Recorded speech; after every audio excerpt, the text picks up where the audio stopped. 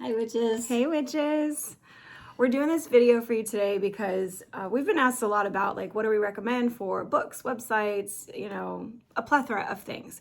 So we thought we would make a really concise resource video.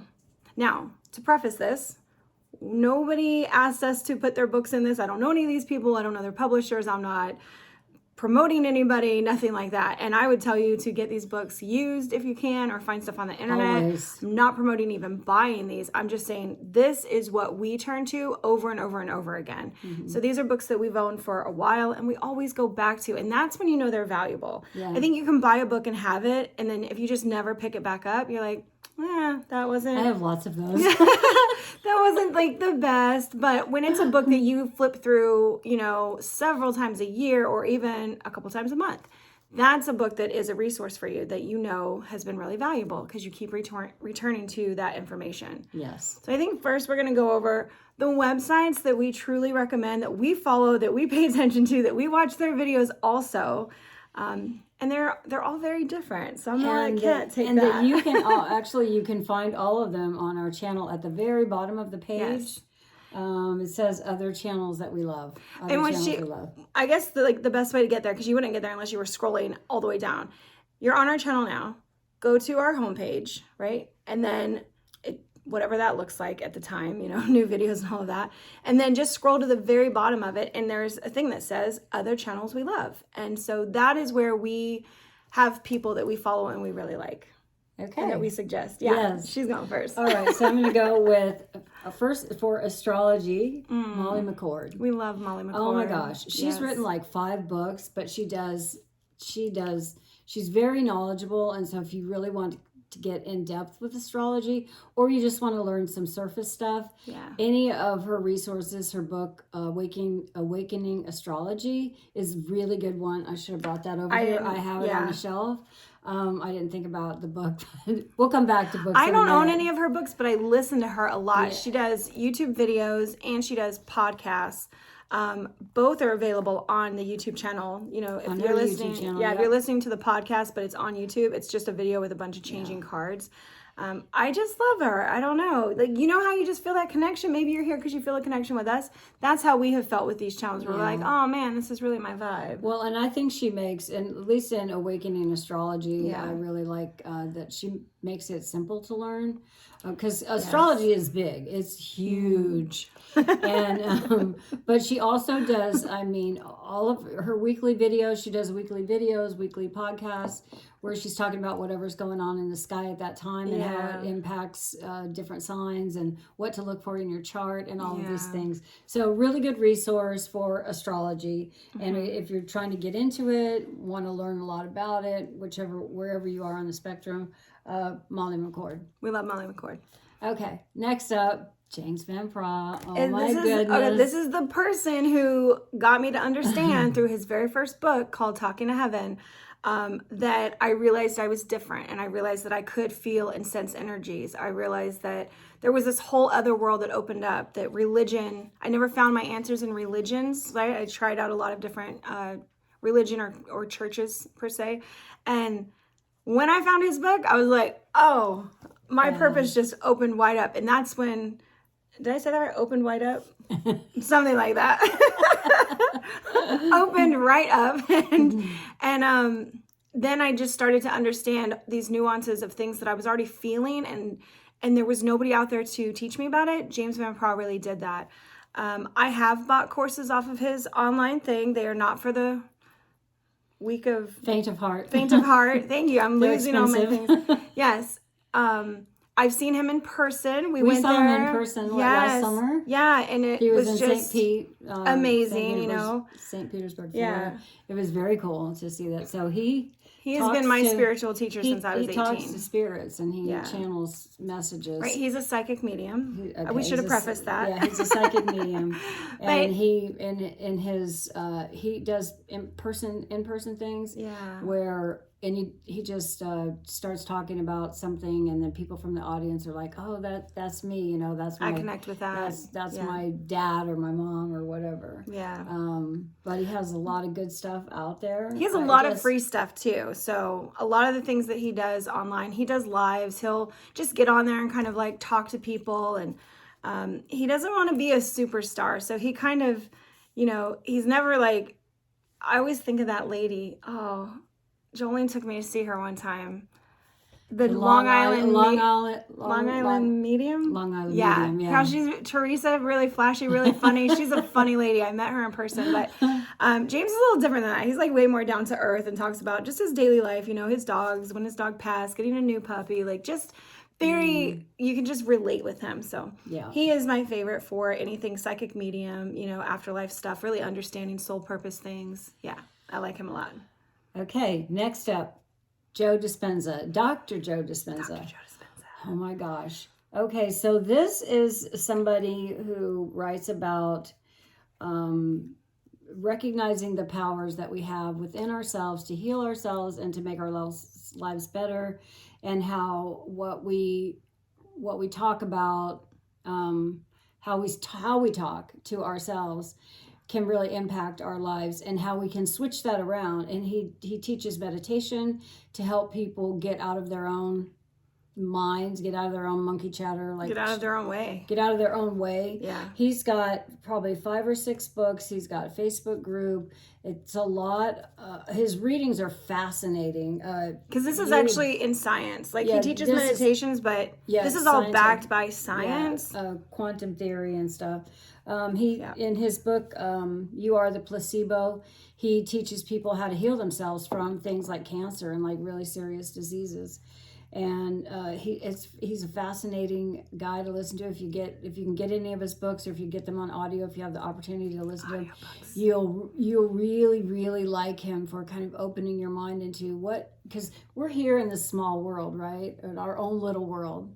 And there's like this huge universe out there, and he really helps people tap into that and the energy of that and their own self, and get out of their own way, so that they can take control of their lives and really change their lives for the better.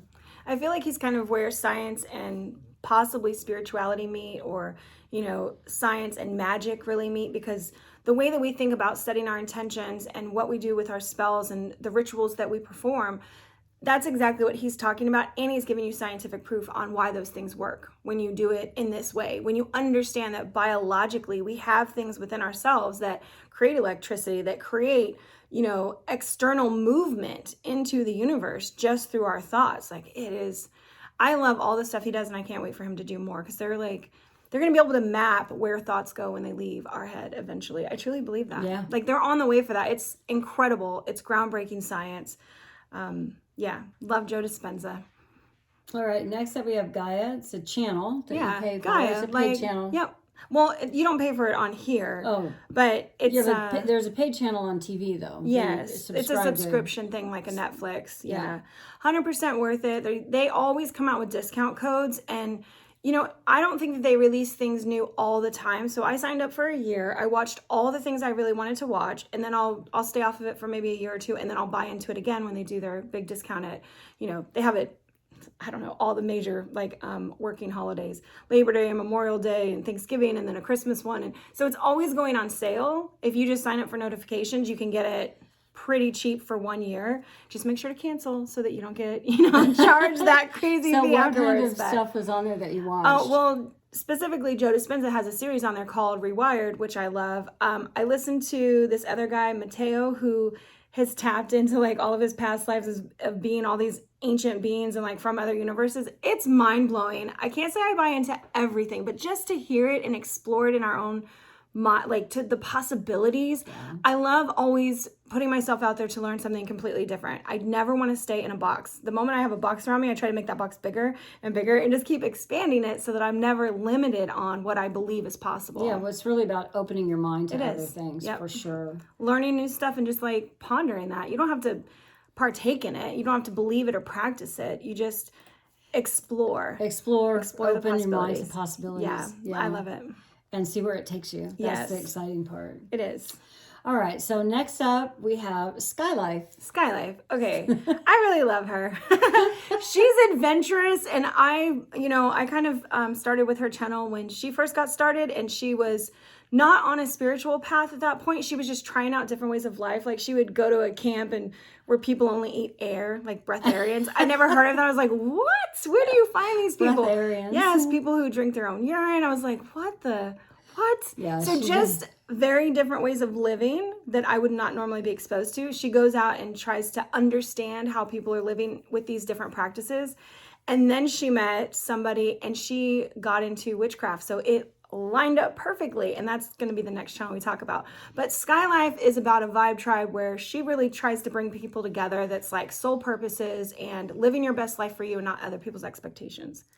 I just like her because she's young and fun and does crazy stuff. Like, not crazy, but, She's very boho hippie, very witchy. Boho hippie, yeah. So, pretty cool. All right. The Witch of Wonderlust. The Witch of Wonderlust is very interesting, too. Is that a YouTube, or she's a YouTuber. And she's on Instagram, too, isn't I'm she? sure she is. I don't follow her there, but... Yeah, I really liked her, especially when she first started out. She kind of did a blogging about her life. She went really big when she cut all of her hair off. She had like hair down to her butt and then just shaved her head, and she got really noticed for that. And she started getting into more of her spirituality. And so her cool thing is, like, if you look at her tagline, it says pole dancer, something, and practitioner. And she means practitioner of witchcraft. So these are the things that you'll find on her channel. So, one of them I find super interesting. The practitioner side, where she'll meet up with other witches from YouTube or, people that we've seen in other places. They get together and do little, like, talk about their different ways or whatever. And I'm like, yes, one day we'll get out there and do that. So she's just a different perspective. And I like that. She reads a lot of different books, like women empowerment types or things that I wouldn't necessarily read, that might be considered more on the dark side of witchcraft or delving into the deep, deep shadow work that's like, I don't know. I don't go that far. So for her, it's the same thing. Yeah. Expanding my box, always trying to learn, always looking for things that I might not know so that I can understand them. Mia Magic. All right. Mia Magic is a pretty big deal. She's a pretty famous witch, out on the West Coast. I have bought one of her classes before. Anybody who watches her videos online and really vibes with that, I would suggest that, you would probably like her school then. She is very different than us as far as her practices go. Controversial maybe, but when I heard of Witch School first, that was one of the first websites I found. And I was like, oh my gosh, there is somebody already doing that, which is our goal as well, is to have that beginner witch series that is an actual course where we help people get into witchcraft. So Mia Magic was one of the first people that I found that actually had an online witch school. And I was like, oh, okay, what does that look like? Would I take it again? No, I wouldn't. But it just wasn't for me. I should have probably watched more of how she practices before I bought into the course. Do your research. And lastly, for other channels, we love The Green Witch. The Green Witch. Oh my God. So first off, she is a cinematographer type, or she's her aesthetics is really what she's known for. She's a green witch that, she's gone through different transitions, but she went from the city, moved to the country, had a little witch cottage for a couple years, and then she does photography professionally. So her videos are just really eye-pleasing to watch. Definitely. They make you want to step up your game for videos. I don't, you know what? Not like us at my kitchen table. Nope, I don't even want to try to compete with that. I will leave that to the professionals. I have my knowledge base. That's what I'm good at. All right, so check out that channels if those appeal to you. Remember, you can find those on our homepage, all the way at the bottom. At the bottom of our homepage. Yes. All the way down. You got to scroll all the way down. Yeah. Past all the different videos that we There's have. like 7 different sections. Yeah. YouTube makes you list things, right? Yeah. There's a whole bunch. It's like 7 of them. Okay. Now we're going to move on to our book resources. Yep. You want to go first? I talked a lot because most of those channels are the ones that I'll talk for the next 3. So this is the book that I pretty much started with. I found this when I very first started witchcraft, and I love her. It's Beatrix Minerva Linden, and the book is The Solitary Witch's Green Book. And it's not for green witchcraft, it's for any kind of witchcraft. And what I love about this is that it actually takes you week by week and step by step. Each day you do a thing, like 5 days a week. She gives you a little task. And task. You see how big this book is. Yeah. So it's not like Very you're manageable. having to do, really manageable. You don't have to do a lot of stuff. But she introduces you into virtually everything in witchcraft that you would hear about, like scrying and so what's some other things we might hear about, practices. I can't think of them right off the top of my head. But it's really, what I really like about it is the sort of pace that she sets, where you're doing something Monday through Friday, and then she gives you something to go out and kind of explore on the weekend and do, like go to a park and collect things, or go find something that you're going to need for the next week. She has you make wands. What? Go ahead. I just have a question. I'm going to try to remember. She has you make, make a wand, how to set up an altar. She does there's spells in here that she has to do, really simple ones. And it's just, I think it's a really great resource for new witches. And in fact, I did a book review on it, which you can find on our channel. I think we'll link to that when we post this video. Yeah. And what, do you remember your question? Yes, I do. We're learning to not interrupt each other so that we can keep each other focused. My question is, how long does she say the book takes to go through? Yeah, it's like 6 weeks. 6 weeks. There's 6 chapters. It's 6 weeks. Okay. You could go make quicker. it longer. You could make it, or you could make it longer. Yeah. If you didn't have time to spend, it's not like you have to do everything in the week. But the way that she breaks it out, I just really like that. And especially for new witches, when you're just getting into this and you're like, I don't know where to start, I recommend starting here. You can probably find structure. You can, it gives structure, and it introduces you into so many things and lets you practice some stuff. You don't just read; you actually do exercises, and it's small things like make a wand, go out and decorate your witch's box, something like that. Start your book of shadows. Yeah. Decorate your journal. Easy stuff. So it's a good place to start. All right. Next for me, as a beginner witch, this is my book for crystals. It is Crystals for Beginners, the guide to get started with the healing power of crystals. So what I love about this is the simplicity of it. You don't get every single crystal in the world. She gives you like 10 workhorse crystals as a starting point for all witches that sort of cover the gamut of everything that you would want. And then she does have, if you were going to go crystal shopping, this might be a good book for you to have with you, because in the back she does list a lot of different types of crystals and what they are and what they mean and what they help with and all of this stuff. And then the other thing that I really like about her, in her last chapter in this book, she gives you crystals for prescriptions, which is like things if you're dealing with anxiety, or you're dealing with, or you want to bring in or negativity, the crystals to use and how to use them and what specifically to do with them to help you either get rid of that anxiety or like be more grateful. So here's a page on gratitude. It tells you, she just gives you all the stuff. She gives you the mantra, everything. It's a really great book. The author's name is Frazier, and I love it. I love her. I love this book. So these are 2 books that Kat actually introduced me to. You know, I've been practicing a long time, so I didn't go out and look for new books like this because they wouldn't have been something I needed at this point in my journey.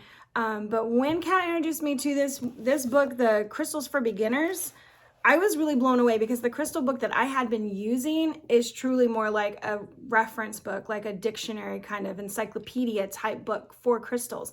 And it was so heavy in details, and just, I had to like skim through, to find the information I was looking for. So I really, when she says the simplicity of it, to just get started, to just have this basic knowledge, because that's all you truly need if you're going to work with crystals. You don't have to get deep into it right away. But that's why I really like that one. So even for me as a seasoned witch, I really like the Crystals for Beginners book because it breaks it down so simply, and it's pretty. Yeah. It's organized well. I like a well-organized book. It's in color, yeah. I like a well-organized book. The pictures are in color, so you get to see what the crystals actually look like, not black and white. And it's great. Good. It's a great resource book, and also a tool for you if you're dealing with some things in your life and you want a prescription. You want to use crystals to kind of to heal yourself in different ways. Yes. Well, since that is a correspondence book, I'm going to go with my favorite correspondence book. It's no secret. It's Cunningham's. Encyclopedia of Magical Herbs. I was like, what? I just knew Cunningham's Magical Herbs is what I call it, not Encyclopedia of. He's written several. There's another one. If you want just herbs, true herbs, this is the book. But if you want foods also, he has one that is now called Wicca in the Kitchen. There's been 4 publications of that one, so it's been called lots of stuff. But when you look him up, you can find all of his books. It's an awesome guide to anything that you want to look up and see, like, oh, if I use this herb, what else can it be used for? Because each thing has multiple uses. And it's just a reference book. So unfortunately, the pictures are just black and white, but you can look them up online and see what the plant actually looks like. The pictures don't ever help me. It's really just that it's alphabetically, you get to find the herb that you're looking for. He puts some correspondences in the back, like if you want to look for something that's just in the earth realm, he gives you the list of herbs that are just for earth. So there's several ways to reference and find the thing that you're looking for. That's why I like this one a lot. Now that we've done 2 correspondence books, I'm going to tell you, like, I don't like spell books, truly. I think they really limit us. I think they box us in and they don't let us explore what we could be using. And I have lots of spell books that I have not used. So just saying, like, I bought all these, like, ooh, look at that. Moon spells and this kind of spell and that kind of spells. And then I get in them and I'm like, oh my God, I don't have all these ingredients. Like, I have 27 ingredients for a spell. I'm like, that's just crazy. Complicated. But this one. But in saying all that, I do like this book for beginners or anybody who wants to first get into it. It's the spell book for new witches. It's written by Ambrosia Hawthorn. Again, I don't know any of these people. It's just a book that I have referenced before. And what makes this book valuable to me is that finding stuff is so easy. And I think we've told you guys, normally, even if we have a spell book and we find something we like, we change it to fit our needs. You know, it's not ever going to be exactly, because I'm just not going to do that. She has a small reference section for like days of the week and months and, you know, the seasons and all of that, but it's in 6 different parts, and I just like how easy it is. Yeah, I like and it's broken down by what you're looking for. Yeah, right? It's broken down by what you're looking for. So the sections are basically the spells. Romantic love, money matters, work and career, family and friends, health and healing, protection and forgiveness, well-being, success, and abundance. That's it. Yep. So that was Super could have been simple. more than 6, I think. Yeah. It sounded like more than 6. But just the way it's broken down. And I think that when we're looking at our resources, we don't want something that is really difficult to use as a resource. You want something that is made simply to be able to get to the information as fast as you need to. Especially as a new witch, because there's an overwhelming amount of information out there. So much. And it can be really hard to sift through. So these books, you know, we feel like bring all that information down into easy to understand. Yes. And simple to find, especially as you are in your practice for the first, I don't know, 5 years maybe, depending on how much. Yeah, depending on how much you practice, actually spend time with your practice. So the next 2 books are, the next thing of books. The next thing. Dun, dun, dun. Okay. It's a lot, I know. And I want you to know that I did not start out having all of these books. That I gathered them slowly over about 10 years. And when I first started, they didn't have these written. So they were only releasing like one of them every other year. But now there are the 8 holiday books by Llewellyn. Each one is named for the 8 witches' holidays. You've got Beltane, you've got Astara, you've got Yule. These are not in order. Imbolc. I had them in order until we started using them. Yeah. Imbolc, Luna Sal, Mabone, Samhain, and Midsummer. They're definitely out of order. They're so out of order, but that's okay. They create a nice kind of rainbow when they're in order. Yeah. But those books have been really pivotal for me when I know that the holiday season is coming up, and this has been years ago now, and I'm like, oh, I need ideas on what to do. Like, I need to find something that I feel close to. And they have lots of sections for things to do. They've got, you know, like bigger rituals and spells and whatever, and then small craftings and workings, and they've got crafting recipes. Oh, I love it. The recipes, the drinks. So they give you lots of ideas on how to celebrate, like different ways to celebrate, I guess. What I find so interesting about them is at the beginning of each book, they talk about the old ways. Oh yeah. So they have a section on that, and they sort of, they just tell you, how this holiday was celebrated a long time ago. Yeah. And then they go to, I think they call it modern ways. The old ways. Each book has that in the very beginning, and then new ways. The new ways. Yeah. So you get to learn a little bit of history about each one of them, which I find fascinating. Well, a lot of people talk about that when you first start your witchcraft journey, you need to do your due diligence to find out like what witchcraft was before, what it is now for you, so that you just have that, so you have a better understanding of, what you're practicing, why, and it makes you more connected to like the lineage of all the witches who've come before and all the healers and practitioners that were trying to bring about a positive change in the world, help other people. So I really like that. And it was always about community. Like these holidays were always celebrated with a community. And sometimes as a solitary witch, that really sucks for us because we're like, oh, I could be dancing with like 6 or 7 people, but I'm dancing by myself in the, in the backyard. Like Jamie said, she didn't collect those all at once. The last time I checked, they were like $13 on Amazon. I don't know what they are now with prices going crazy. But most of these books, try to find them used. And then if you wanted the collection, there's 8 of those books.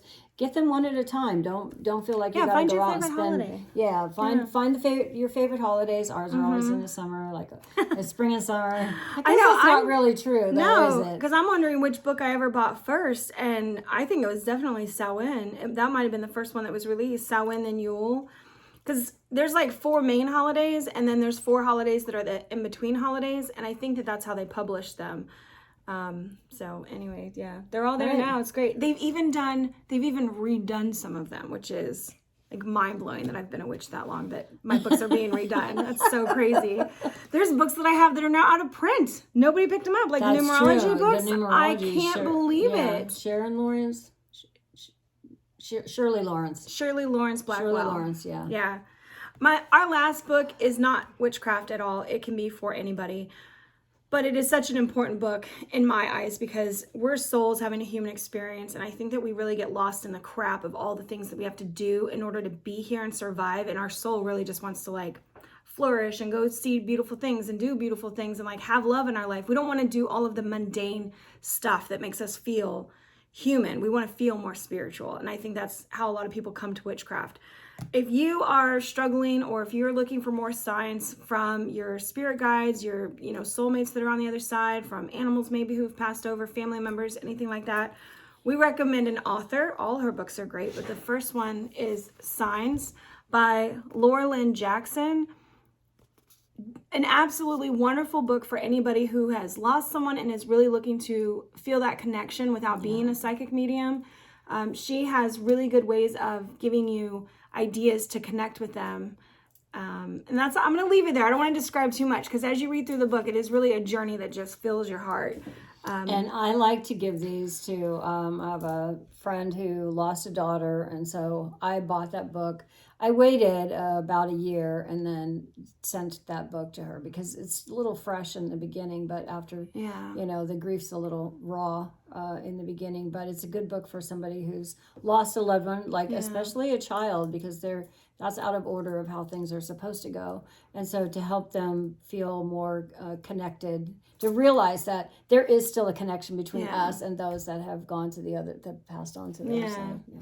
I feel like that's something that we can struggle with. And again, where people get to a point where they want to turn to something that's more spiritual rather than just religious, that doesn't always give us the answers.